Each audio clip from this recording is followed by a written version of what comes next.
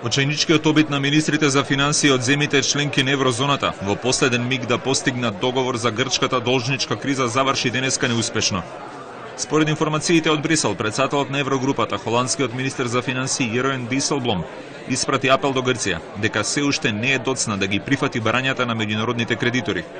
Истовремено, според најавите, нов состанок ќе биде одржан во сабота.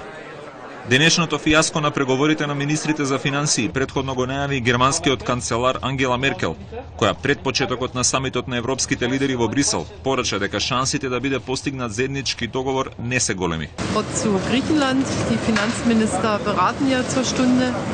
Ich muss allerdings sagen, nach dem, was ich heute vor der Sitzung der Finanzminister gehört habe, haben wir noch nicht den notwendigen Fortschritt gemacht und an manchen Stellen hat man den Eindruck sogar, dass wir ein bisschen zurückfallen. Und deshalb wird es sehr, sehr wichtig sein, dass Griechenland weiter mit den 3 Institutionen arbeitet und dass die Finanzminister dann entscheiden.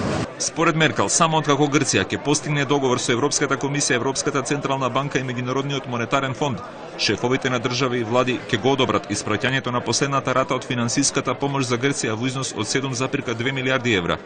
Без овие средства Грција нема да може во вторник да ја врати ратата од долгот кон ММФ во износ од 1,6 милиарди евра, пошто на државата и предстои и банкрот, но и излез од еврозоната.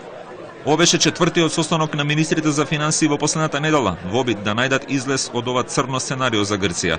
Официјална Атина ги критикуваше меѓународните кредитори за отфрлање на предлозите на владата на Ципрас. Според информациите, грчкиот план вклучувал премногу зголемување на доноците, а премалку намалување на трошоците во однос на тоа што го бараат кредиторите.